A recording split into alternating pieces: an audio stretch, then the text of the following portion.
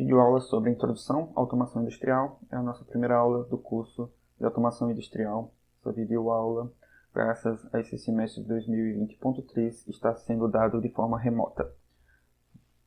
Nessa aula, vamos tentar falar sobre o que seria automação industrial, partindo primeiramente da história por revoluções industriais, sobre as definições modernas do que seria essa automação industrial, passando então para o que trabalha a automação industrial, que são sistemas de controle dinâmico, mas no sentido restrito, no sentido lato sensu, que vamos falar sobre, e também como estão classificados os sistemas de automação para melhor estudá-los. E por fim, falamos das etapas de um processo industrial, e para tentar enfatizar dentro desse grande processo de um projeto de processo industrial onde estaria a automação industrial que vamos tratar dentro dessa disciplina. Então, começando com uma contextualização histórica, podemos dividir, então, uma chamada pré-história da indústria e da automação. E depois podemos passar pelas revoluções industriais, primeira, segunda e terceira, e então falar da indústria 4.0, será que estamos ou não na quarta revolução industrial. Podemos chamar de pré-história da automação industrial, então, os circuitos mecanizados que vieram antes das revoluções industriais. Então a gente tem relógios mecânicos chineses desde o século VIII, onde um monge budista chinês desenvolveu um relógio mecânico que tinha um complexo sistema de engrenagens com 60 baldes de água e correspondia aos 60 segundos e fazia uma revolução completa em 24 horas. Então, isso no século VIII. Os relógios, isso já vendo esses mesmos relógios completamente mecânicos, começaram a aparecer na Europa a partir do século XIII. E ainda falando sobre relógios, no século XVIII ficou muito comum as casas de relógios, os famosos relógios suíços, e até hoje conhecidos, né? Mas era muito comum naquela época, uma forma de você fazer uma propaganda da sua loja de relógios, você fazer autômatos. Então, um dos mais famosos é esse de Pierre Jacques Dreux, não perdoe pela pronúncia dos nomes que vou falar dessa apresentação. E as três mais famosas, dos três mais famosos autômatos construídos por ele, foi o escritor, a musicista e o desenhista. Isso aí na grau de importância e também no grau inverso de como foi que ele construiu. Aqui tem uma imagem dos três que estão no museu. O primeiro foi feito pelo desenhista, então ele desenhava um coelho, ou seja, você botava uma pena com tinta e você ligava o sistema e ele desenhava por si só, automaticamente. Depois veio a musicista, em que foi construído um órgão especial para ela, ou seja, em forma de miniatura, como dá para ver aí no centro dessa imagem, e ela tocava a partir de mecanismos, ou seja, e o invento mais famoso dele foi justamente o escritor, em que você conseguia programar o que era que ele ia escrever. Eram poucas letras, se eu não me engano, de 14 a 21 algarismos, mas você conseguia fazer com que ele escrevesse com uma caneta de verdade, ou seja, seria um percussor de um computador mecânico.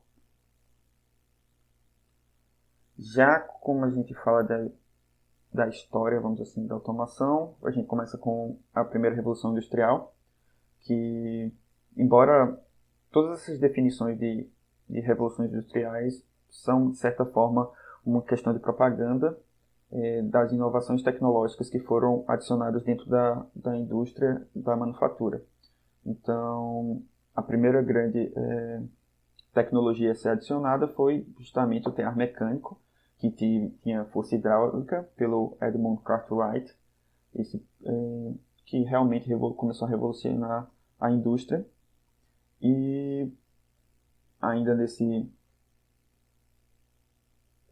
Nessa mesma década, também os trabalhos de James Watt, a partir da máquina a vapor, já começaram a se consolidar. Então, ainda era uma força hidráulica, ou seja, era a máquina a vapor, mas agora você estava queimando carvão, queimando alguma coisa para você potencializar esses motores. Então, seguindo aí o que a história da computação, que está muito envolvida com a indústria e também com a automação industrial, como a gente vai ver lá mais à frente sobre a definição do que seria automação industrial. Em 1820 temos os trabalhos de Charles Babbage com a calculadora mecânica, e ainda dentro dessa 1835 a gente tem os primeiros trabalhos com o relé eletromecânico. A invenção por Joseph Henry foi em 1830, a publicação do trabalho dele foi em 1832 e a comercialização começou desses dispositivos ainda começou em 1835. Mas nessa parte da Revolução Industrial, esses relés ainda não eram utilizados dentro da indústria, mas foi uma grande avanço tecnológico, como a gente vai ver na Segunda Revolução Industrial. Em 1837, Charles Babbage publica os trabalhos sobre a máquina analítica, que é considerado o primeiro computador em Turing Complete, ou seja, que já possuía uma arquitetura muito semelhante aos computadores atuais. É uma máquina totalmente mecânica. E seguindo os trabalhos, o primeiro algoritmo para essa máquina analítica, que na verdade nunca foi produzida, construída, graças que falam-se que Charles Babbage tinha muitos problemas com o engenheiro que trabalhava com ele. Charles Babbage era um professor de matemática e um pesquisador, e para fazer essas partes ele trabalhava com engenheiros, mas pelo jeito não deu muito certo. Mas uma das alunas barra coworkers, que trabalhava com ele, era a Ada, e que Ada Augusta Byron Condesse Lovelace, aqui saiu trocado o nome dela, mas ela é considerada a primeira programadora, porque ela fez algoritmos e fez trabalhos em cima de algoritmos para rodar dentro da máquina analítica de Babbage, e ela é considerada a primeira programadora, e existe hoje em dia uma linguagem de programação que é com o nome de Ada, que é muito utilizada na aviônica para fazer sistemas embarcados para aviões. E a segunda revolução industrial poderia ser entre metade do século XIX até metade do século XX. Se caracteriza pelo uso da eletricidade, você começar também a ver grandes indústrias petrolíferas e químicas acontecendo. Então, ainda continua a evolução dos computadores. Então, em 1880, você vê as máquinas com cartões perfurados de Herman Hollerith, fazendo com que o censo americano, que geralmente levava para 10 anos para você conseguir contabilizar todos os dados, esse tempo fosse encurtado para apenas 6 anos. O século XX, como um todo, desde o começo dele, você tem o uso intensivo de sistemas eletromecânicos, os circuitos chaveados com os relés que foram inventados lá por Henry, para o controle lógico de acionamento de motores. E foi durante muito tempo esses painéis de relés em alguns sistemas até hoje são utilizados, que tanto para você fazer lógica com eles, para ligar e desligar motores e etc. Em 1936, Alan Turing publicou um famoso paper dele, On Computable Numbers with an Application to esse problema aí que eu não consigo pronunciar. E a ideia é que nesse artigo ele lança o que seria as bases para a computação moderna. Então, ele é considerado também o pai do computador, da computação moderna.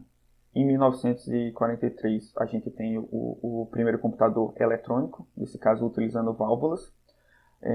chamado Colossus, e a maioria desse começo da computação era voltada para engenharia militar, ou seja, era utilizado em guerras. O próprio Alan Turing trabalhou com sistemas tanto eletromecânicos como completamente elétricos para conseguir quebrar cifras das máquinas alemãs durante a Segunda Guerra Mundial. A história dele é contada no filme, que eu acho que vocês devem conhecer, e quem não conhece é muito interessante saber uma vida curta, infelizmente curta, desse gênio. Terceira Revolução Industrial, a gente começa a falar então quando a adição de computadores e robôs dentro da indústria. Então seria de 1950 mais ou menos os primeiros estudos até o atual, ou então até o começo da Quarta Revolução Industrial, que a gente vai começar a comentar um pouquinho mais à frente. E o que a gente pode ver é que a adição dos computadores dentro da indústria, então a substituição dos painéis de relés por computadores.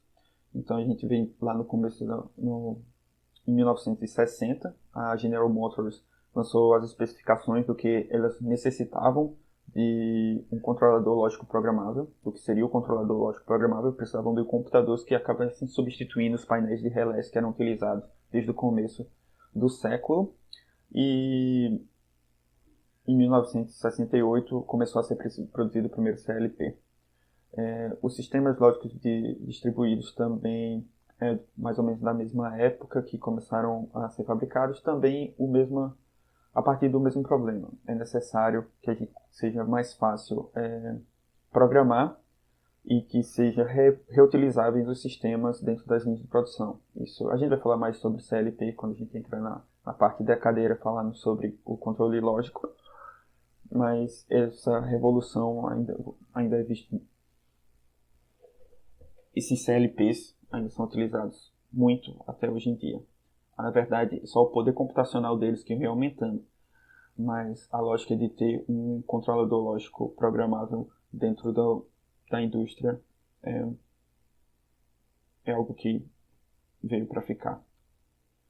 Então, a quarta revolução industrial, se estamos ou não nela, seria a adição de internet das coisas, ou seja, os nossos dispositivos, os nossos computadores industriais agora estão ligados em rede, e essa rede, com todos os seus sensores, estão gerando dados, e então vamos ter uma estrutura de rede muito grande dentro das indústrias, a geração de dados que vão ser analisados por Big Data, estatística e inteligência artificial, e também o maior desenvolvimento da robótica dentro da indústria. A gente pode... Quem cunhou esse termo Indústria 4.0 foi um alemão, que é um doutor em Engenharia e Economia, que foi o fundador e presidente durante muito tempo do Fórum Econômico Mundial, que antigamente era o Simpósio de Gerenciamento Europeu, e que depois mudou de nome e que hoje é o Fórum Econômico Mundial, que tem as reuniões todo ano em Davos, na Suíça, onde juntam-se grandes players tanto da indústria como da política. Então, se estamos a definição dos marcos das revoluções industriais não são muito certos, e na verdade eles trabalham muito como as grandes tecnologias que estão impulsionando o mercado, de uma forma bem marketing.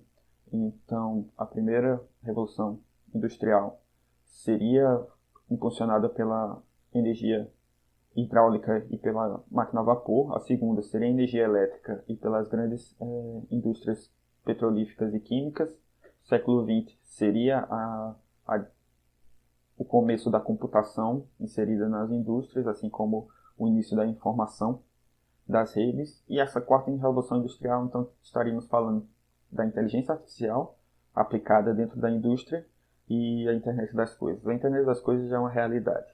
A inteligência artificial, embora já tenha muito mais usos hoje em dia na área de serviços, está entrando dentro da indústria cada vez mais, para justamente ajuda na análise de dados gerados pelas centenas de milhares de componentes eletrônicos, sensores e atuadores que você tem dentro de uma indústria. E a robótica, embora ela já venha sendo utilizada desde a terceira revolução industrial, vem ganhando cada vez mais importância nesse novo cenário. Então, o que seria automação industrial? Uma definição clássica, vamos dizer assim, é que a automação industrial consiste em implementar os processos necessários para a manufatura de algum produto com o mínimo de esforço ou interferência humana, visando melhor segurança, qualidade, produção e um menor custo. Então, analisando a palavra em si, automação vem de autômatos, que significa mover por si mesmo. Então, a gente vê logo lá na nossa pré-história da automação dos autômatos utilizados para propaganda de relojoeiros. A automação, então, em si significa a substituição do trabalho humano por um sistema autônomo, visando melhor segurança e qualidade de produção e ao menor custo.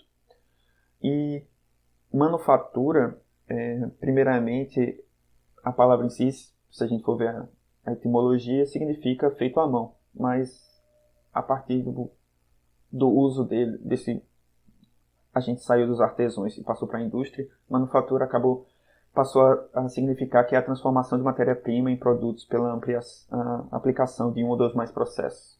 Então, acabou modificando esse nome que antes era para indicar alguma coisa que era feito à mão. Hoje em dia significa simplesmente transformar a matéria-prima em um produto a partir de uma receita, ou seja, uma aplicação de processos um seguido do outro.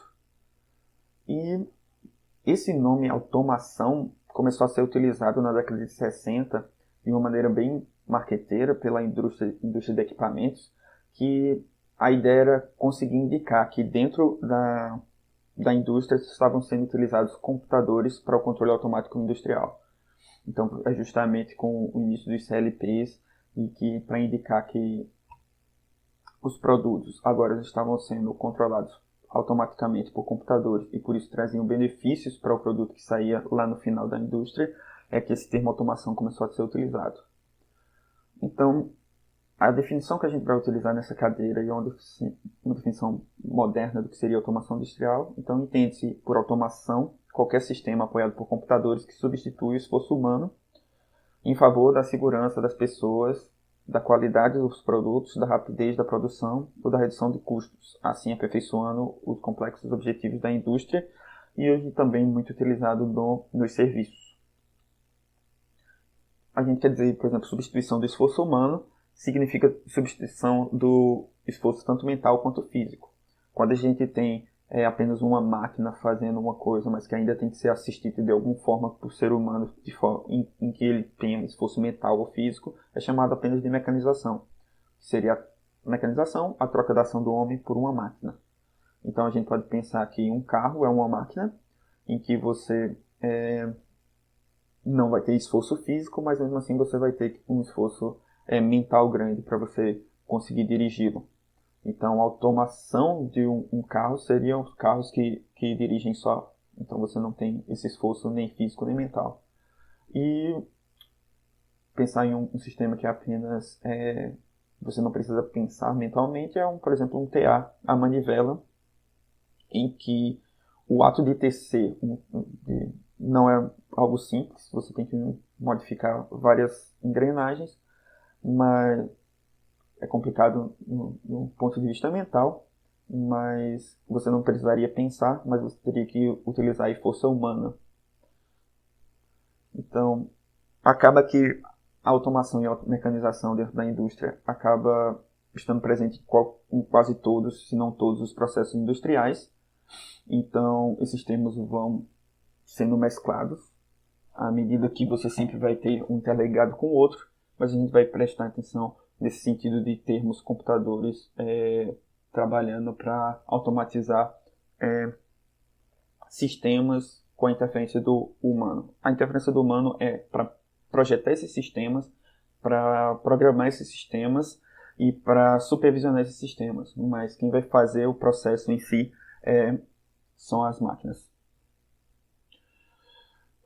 Um exemplo de uma mecanização que diferencia de uma automação desse mesmo processo é uma esteira que transporta uma peça de um local a outro e é apenas uma mecanização do trabalho humano. Automatizar esse sistema seria fazer com que a esteira seja sensível à peça. Então, a ideia é que o nosso sistema consiga sentir a partir de sensores e, a partir disso, atuar no sistema. Pode ser definir o trajeto da peça dependendo de alguma característica dela, como o peso. Então, o nosso sensor seria de peso instalado na esteira, pode ser cor, então pode ser um sensor óptico, a partir do formato, também sensor óptico e etc. O controle da velocidade da esteira a partir de parâmetros. Então você pode utilizar esse sistema que está vendo para automaticamente controlar se a esteira vai trabalhar em uma data velocidade. Então você pode ter um sensor lá de velocidade na sua esteira e controlar automaticamente para que ele fique tanto ligar ou desligar, quanto para qual é a velocidade que essa esteira vai estar trabalhando. E, embora muito se fale que a automação industrial seria para reduzir custos do produto que ele está trabalhando, mas isso é verdade, provavelmente é uma parte mais importante desse processo, mas também, à medida que você vai adicionando tecnologia na sua produção, você melhora as especificações numéricas de tolerância do produto, ou seja, ele vai, dado o grau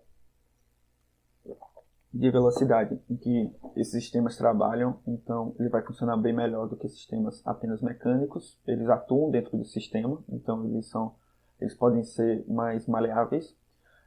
A flexibilidade de modelos para o mercado, segurança pública e dos operários, redução da perda de materiais e energia, disponibilidade e qualidade da informação sobre o processo, já que todos esses sistemas hoje em dia coletam dados e esses dados podem ser utilizados para gerenciar a produção e planejar o controle da produção.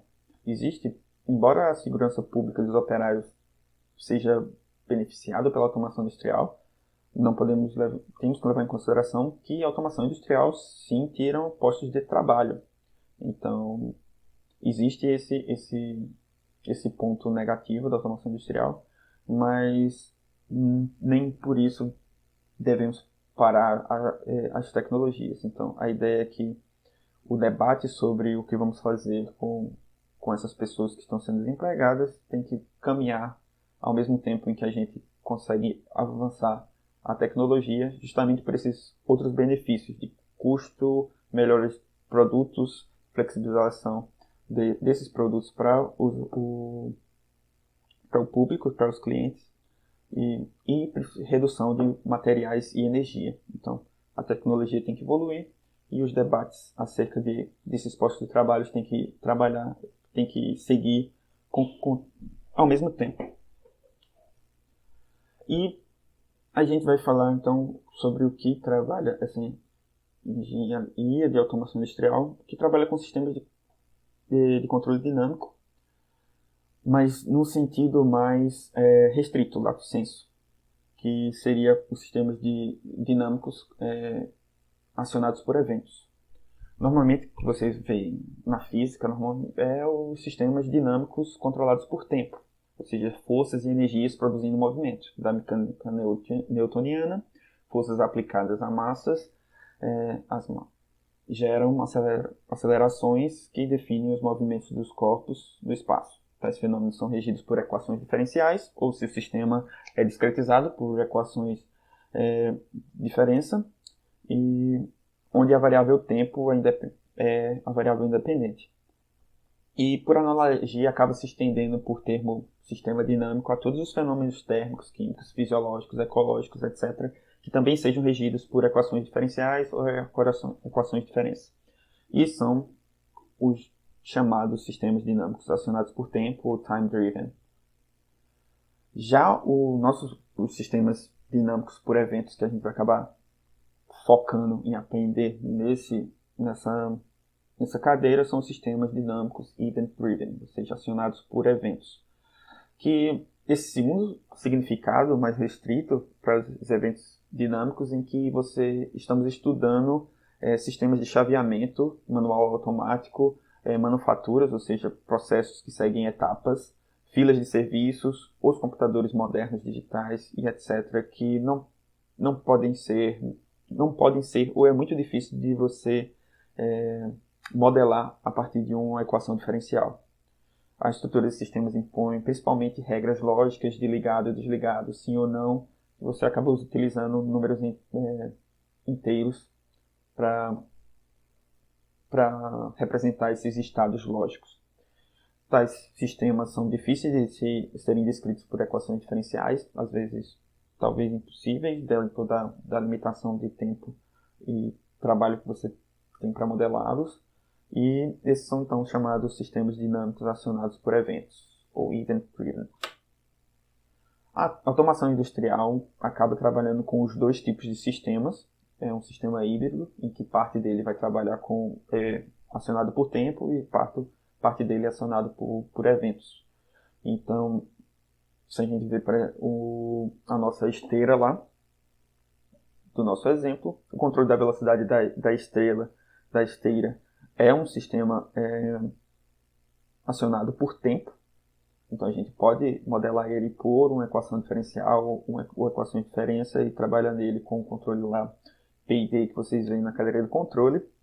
E também a nossa esteira tem os eventos, o controle de um sistema dinâmico acionado por eventos, ou seja, se existe ou não existe uma peça, se a peça passa ou não passa de um dado peso, formato e etc. Então a gente tem algumas coisas que está ou não está, a peça está em dado etapa do processo ou não, e a gente também tem algumas coisas que são controladas por tempo, como a velocidade de um motor, em um dado vaso, qual é a temperatura que está naquele vaso, como controlar essa temperatura e etc. Então acaba que a gente trabalha com esses dois tipos de sistema. O enfoque dessa cadeira vai ser mais o controle lógico, ou seja, o acionado por eventos. Para melhor estudar, tudo no mundo é classificado em pequenas partes. E uma dessas classificações é a partir da flexibilidade dos sistemas de automação industrial.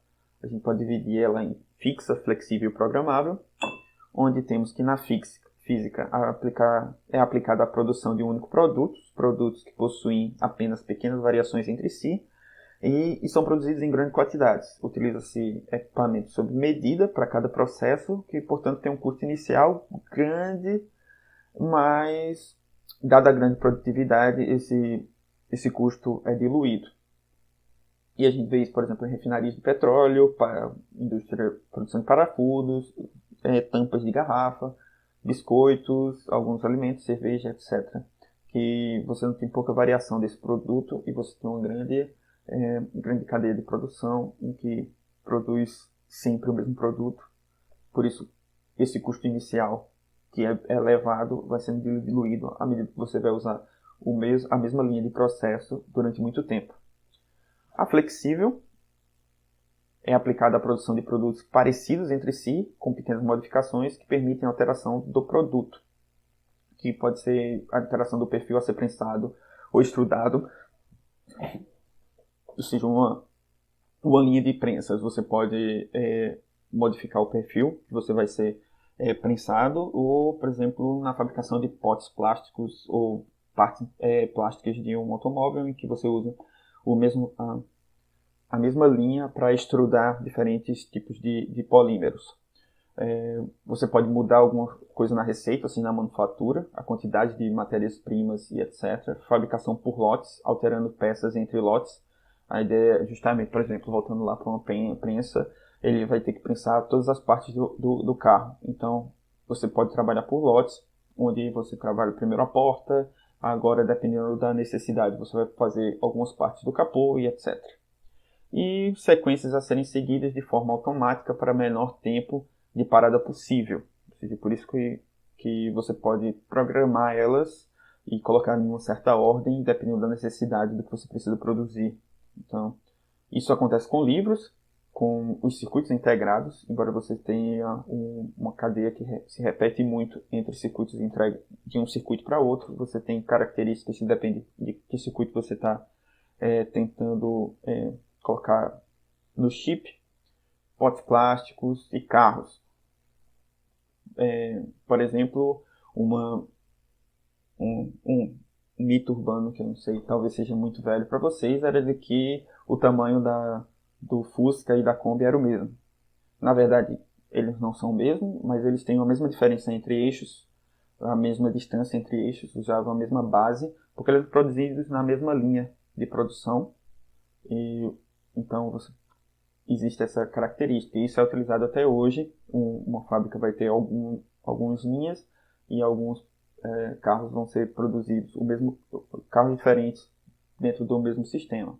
Outro exemplo é o Cinquecento, que era fabricado lá na Itália, numa linha própria, e quando começou a ser fabricado no Brasil, ele utilizava a mesma linha que era do Uno, que hoje não existe mais e já passou para outra e etc. Existe essas possíveis modificações dentro da estrutura. Você tem um parque que é fixo, mas que você consegue fazer algumas modificações no tempo rápido, para justamente você conseguir trabalhar com lotes a partir do produto que você vai trabalhar. Então, os carros mudam, mas a fábrica continua sendo a mesma, então você precisa modificar. E é completamente programável, que é usada na manufatura de produtos diferentes entre si, mas cujo volume de produção não justifica um processo único. Então, ela usa máquinas de propósito geral, tais como robôs, ferramentas de controle numérico, CNC, controle numérico computadorizado, impressoras 3D. A definição do processo é quase toda feita por software, de modo que o custo do maquinário é diluído em diversos produtos. Aqui tem uma cara à esquerda de uma CNC, ou seja, para cortar principalmente aço, e impressora 3D a nível industrial. Talvez vocês já tenham visto algumas mais caseiras, mas existem hoje em dia impressoras 3D industriais não só para a parte de produção, de design de um produto, mas para alguns poucos casos também na hora de produzir esses produtos. A ideia é que você acaba tendo, dependendo da quantidade do produto, das unidades daquele produto que você vai produzir, em você escolher se você vai fazer uma automação fixa ou se vai ser programável. A ideia é que à medida que a diversidade entre seus produtos for maior, você acaba utilizando uma automação programável. Com o avanço da tecnologia e o barateamento dessa tecnologia, faz com que o que era fixa vire flexível, o que era flexível vire programável. Então, a tendência da automação industrial. A tendência é cada vez mais ter automação flexível e programável, aumentando a capacidade de produção, de modo que a flexível vai ocupando os nichos da fixa e a programável da flexível. Mas, apesar disso, existem produtos para os quais é difícil imaginar que no futuro próximo exista uma mudança de automação fixa para uma automação flexível, como produção de parafusos ou algumas partes de indústrias que já estão bem, vamos dizer, fixas, com o perdão do trocadilho. Então, uma outra estruturação do estudo e da classificação do sistema de automação é a partir da pirâmide de automação, porque se pensarmos numa manufatura como um todo, você envolve várias a produção da automação envolve várias etapas. Então, a manufatura em si, ou seja, a linha de produção, o abastecimento das matérias-primas, o armazenamento dessas matérias-primas e do produto, ou seja, a parte da logística. Também a análise do mercado para ver o que produzir, quando produzir. A parte legal, ou seja, das legislações de segurança do trabalho, ambientais e etc. Então, um jeito de dividir quais são as etapas que você está precisando trabalhar dentro desse sistema é dividir em níveis de uma pirâmide. Lá trabalhando mais com a parte da manufatura e da indústria trabalhando em si. Então, você teria o número de níveis nessa pirâmide depende muito de autor para autor, mas a ideia e como é a numeração dela também depende de autor para autor. A gente está trabalhando aqui com 5 níveis, então eles vão do nível 0 ao nível 4.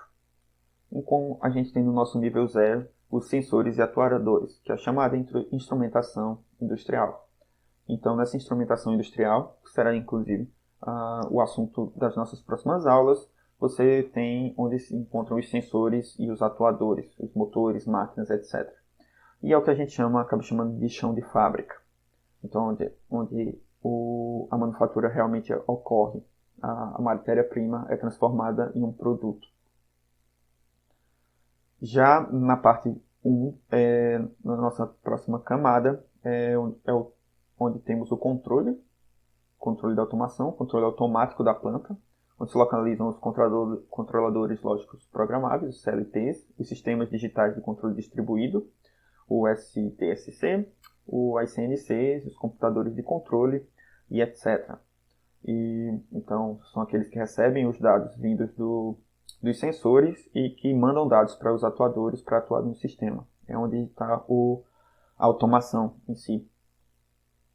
Então, essa camada de controle acaba conversando com a camada superior de supervisão, onde a gente vai ter tanto os softwares SCADA de controle da produção, como mais no chão de fábricas, as interfaces homem-máquina, as HMI. Então, a gente também vai acabar vendo nesse curso, onde as interfaces homem-máquina estão IHM em português, estão mais ou menos no chão de fábrica, onde você tem um acesso direto às máquinas, e os softwares SCADA geralmente estão em uma sala separadas, rodando em computadores, onde você tem dados vindos de diversos CLPs, controladores e sensores. Pegando todos esses dados que vêm de diferentes partes da produção, você então manda esses dados para o gerenciamento da manufatura, que é na parte 3 número 3 da pirâmide, em que você tem a gestão dos recursos da planta e controle da produção de uma planta, e você usa softwares para computador e que são geralmente chamados PIMS, Process Information Management Systems, ou chamados de MES, em inglês Manufacturing Execution System. E por fim, temos no topo da nossa pirâmide o planejamento estratégico, onde seria a gestão dos recursos de produção da empresa como um todo, não só de uma fábrica, etc.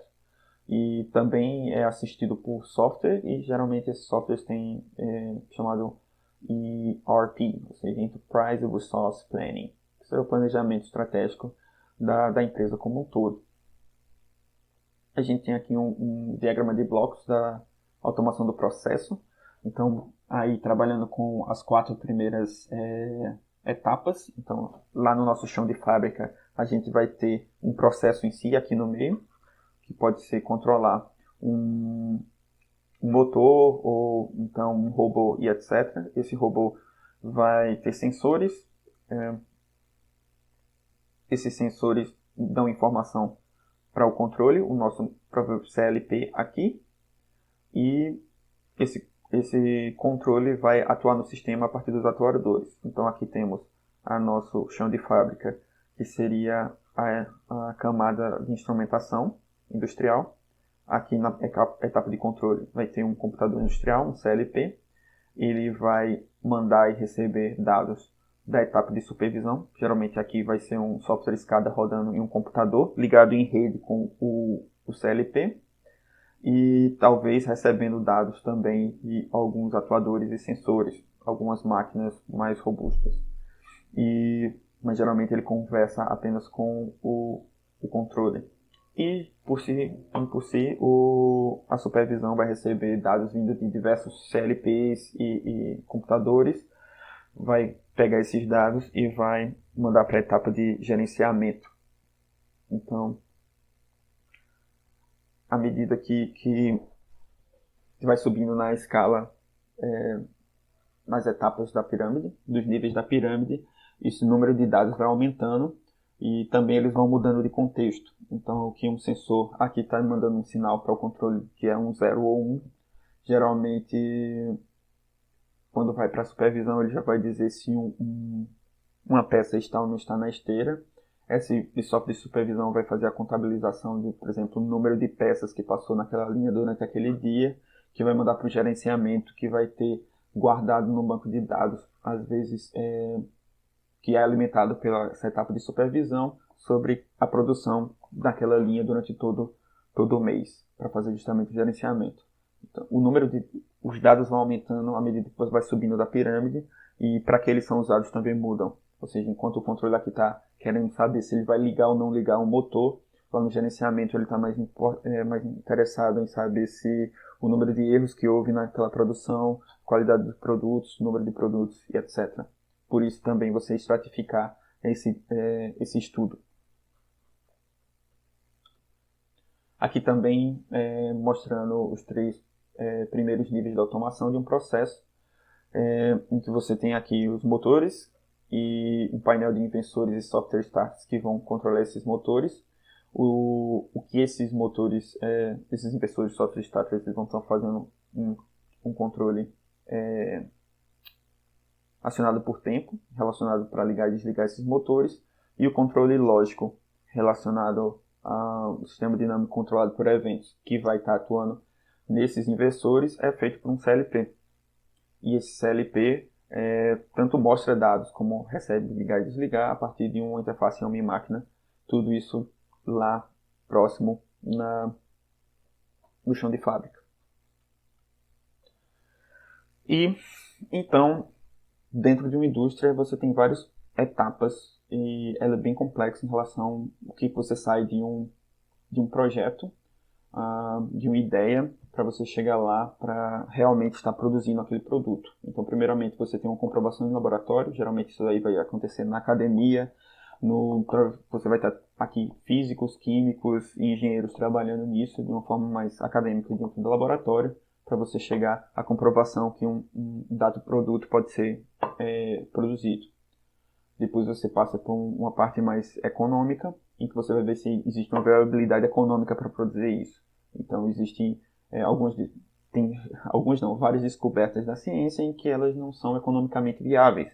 Então isso precisa ser levado em consideração antes de você montar um processo dentro de uma indústria, montar uma indústria para fabricar um dado produto. Então, primeiro você vê a viabilidade econômica. Então, tem todo um projeto e modelagem, montagem de uma planta piloto, um projeto industrial, de como isso vai ser de logística, matérias-primas e etc., de onde colocar essa indústria. Depois, todo um engenharia civil do prédio que vai ter aquele processo. Aí depois entra engenharia mecânica sobre a hidráulica de vasos, tubulação, instrumentação daquele processo. A engenharia de controle dinâmicos, que vai controlar os vasos, caldeiras, alimentação dessa tubulação hidráulica. Então entra a programação da engenharia de controle acionada por eventos, que é o que a gente vai acabar trabalhando mais nesse curso, embora a gente tente sempre que possível usar exemplos que estejam relacionados à realidade dentro desse contexto todo da indústria, de um processo. A ideia é que a gente vai se fixar bem nesse ponto 8, que seria a engenharia de controle de sistemas dinâmicos controlados por eventos.